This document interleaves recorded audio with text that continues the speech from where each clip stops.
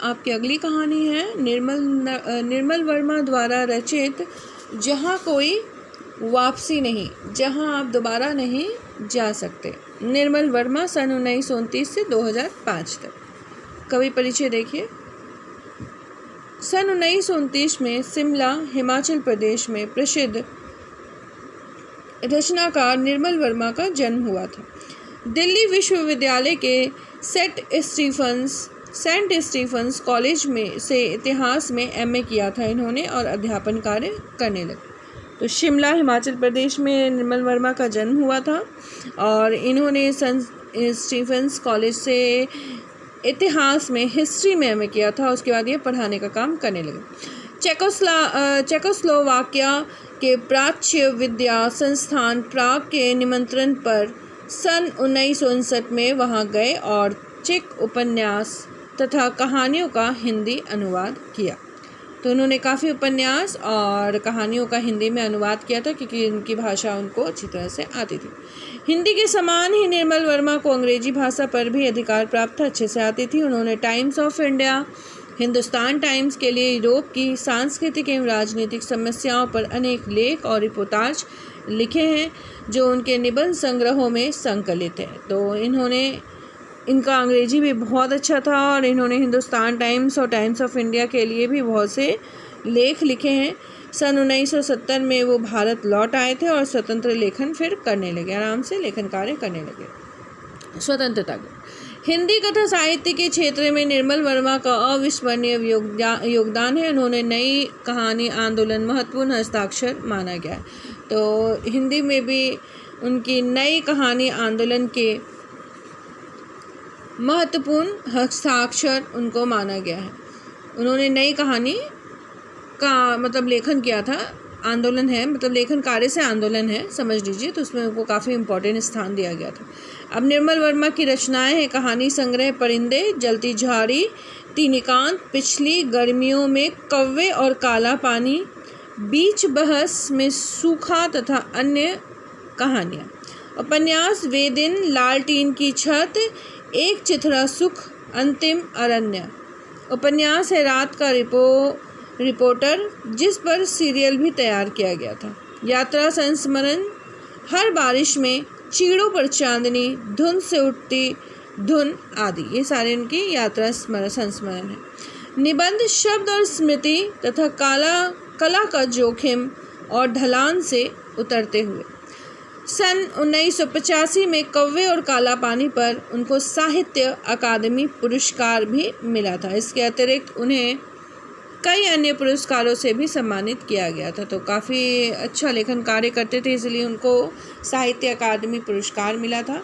निर्मल वर्मा की भाषा शैली में एक अनोखी कसावट थी। भाषा शैली बहुत कसी हुई थी और जो विचार सूत्र की गहनता हो विविध उद्धार से रोचक बनाती है, इस विषय का विस्तार कर रही है। ठीक है, तो यहाँ पे इनकी जो लेखन कार्य की भाषा शैली है वो काफ़ी कसावट वाली है, जो विचार सूत्र को बहुत गहनता से विविध उदाहरणों से बहुत इसे रोचक बना देती है। ये कहानी आपको सच में बहुत अच्छी लगेगी। इसकी भाषा शैली भी बहुत अच्छी है। शब्द चयन में जटिलता नहीं है, शब्द चयन काफ़ी आसान है और उनकी वाक्य रचना मिश्र और संयुक्त वाक्यों की प्रधानता है। तो मिश्रित वाक्य और संयुक्त वाक्य लिखा करते हैं ये। स्थान स्थान पर उन्होंने उर्दू और अंग्रेजी के शब्द का स्वाभाविक प्रयोग किया है और उनकी भाषा शैली में अनेक नवीन प्रयोग की झलक मिलती है। तो कहानी में क्या दिया गया है वो मैं आपको बताऊंगी। पाठ परिचय। जहाँ कोई वापसी नहीं, यात्रा वृत्तांत है। यात्रा में इन्होंने कहानी लिखी है। यह धुन से उठती धुन नामक संग्रह से लिया गया है। इस कहानी से इसे लिया गया है।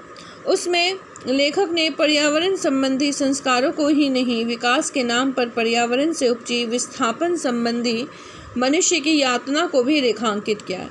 तो सिर्फ पर्यावरण के बारे में नहीं बल्कि लोगों के बारे में भी बताया है जिनको विस्थापित किया जाता है, एक स्थान से दूसरे स्थान पर पलायित कर दिया जाता है, उनके बारे में भी इस कहानी में बताया गया है। लेखक का यह मानना है कि अंधाधुंध विकास और पर्यावरण संबंधी सुरक्षा के बीच संतुलन होना चाहिए।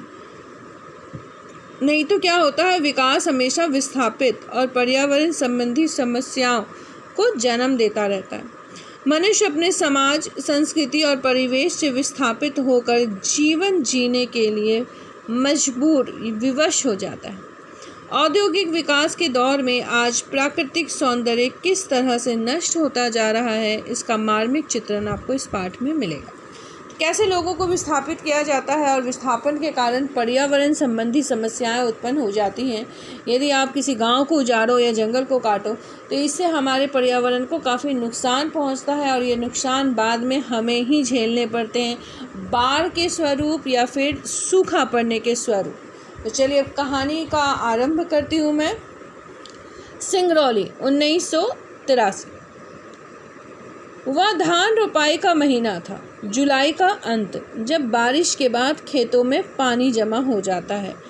हम उस दोपहर सिंगरौली के एक क्षेत्र नवा गांव गए थे।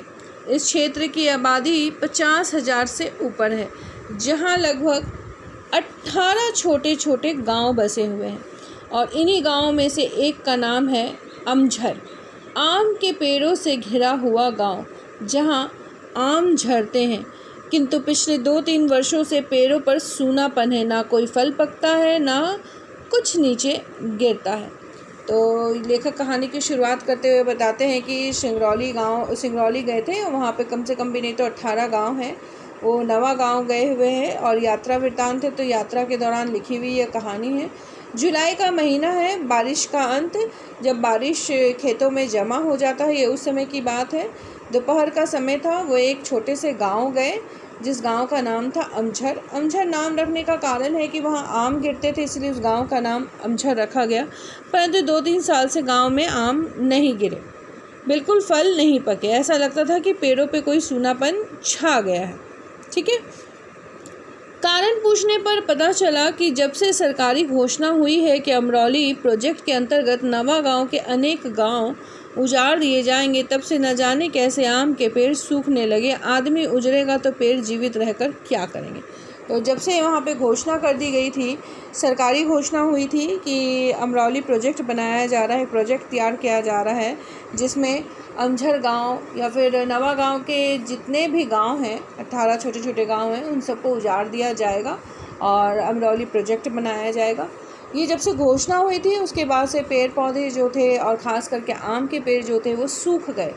ऐसा क्यों हुआ? आम के पेड़ों को पता चल गया क्या कि लोगों को वहाँ से हटा दिया जाएगा, गांव को उजाड़ दिया जाएगा। तो जब मनुष्य ही नहीं रहेगा तो फल पक कर क्या करेंगे, क्योंकि फल तो हमारे लिए पकते हैं ताकि हम उन्हें खा सकें, क्योंकि पेड़ अपने फलों को नहीं खाता, सब्जियों को सब्जी के पेड़ नहीं खाते, फसल जो है वो अपने धान को नहीं खाती। ये सब कुछ किसके लिए है? वो हमारे लिए।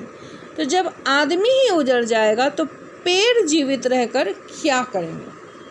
टिहरी गढ़वाल में पेड़ों को बचाने के लिए आदमी के संघर्ष की कहानियाँ सुनी थी। तो टिहरी की कहानी सबने सुनी थी कि पेड़ों को बचाने के लिए, आपको याद होगा एक चिपको आंदोलन भी था, वैसे ही टिहरी गढ़वाल में पेड़ों को बचाने के लिए आदमियों ने संघर्ष की कहानियाँ जो है वो सुनी थी कि कैसे उन्होंने अपने पेड़ पौधों को बचाया था। किंतु मनुष्य का जब विस्थापन होता है तो इसके विरोध में पेड़ भी एक साथ मिलकर मूक सत्याग्रह कर सकते हैं। इसका विचित्र अनुभव सिर्फ सिंगरौली में हो। तो जब मनुष्य उजड़ जाएगा तो पेड़ पौधे वहाँ रह के क्या करेंगे। तो पेड़ पौधों को बचाने के लिए मनुष्य ने बहुत कुछ किया। आज मनुष्य जब उस गांव से जा रहा है तो उसके जाने पे एक मूक सत्याग्रह किया पेड़ पौधों ने। पेड़ पौधे मिलकर सूख गए। क्यों सूख गए? क्योंकि मनुष्य वहाँ से चले जाएंगे, गांव उजड़ जाएगा, इसीलिए मूक सत्याग्रह किया गया। ठीक है। और इसका विचित्र अनुभव सिर्फ हमें सिंगरौली में हुआ। लेखक को सिंगरौली में इस कहानी का इस बात का अनुभव हुआ कि पेड़ पौधे भी जो है वो मनुष्य के लिए जीवित हैं और मनुष्य के चले जाने से वो सूख जाएंगे। उन्होंने मिलकर एक मूक यानी कि खामोश आंदोलन चलाया और किसी से कुछ कहे बगैर वो पेड़ पौधे जो हैं सूख गए। तो कहानी में हम पढ़ रहे हैं सिंगरौली के बारे नवागांव क्षेत्र के बारे में, जहां 18 गांव थे जिनको उजाड़ने की बात सरकारी घोषणा हो चुकी थी। अमरौली प्रोजेक्ट बनाने वाले थे वहां पे सरकार, इसीलिए वहां के जितने आम के पेड़ थे सभी सूख गए थे। ठीक है, आगे की कहानी नेक्स्ट वीडियो में। धन्यवाद।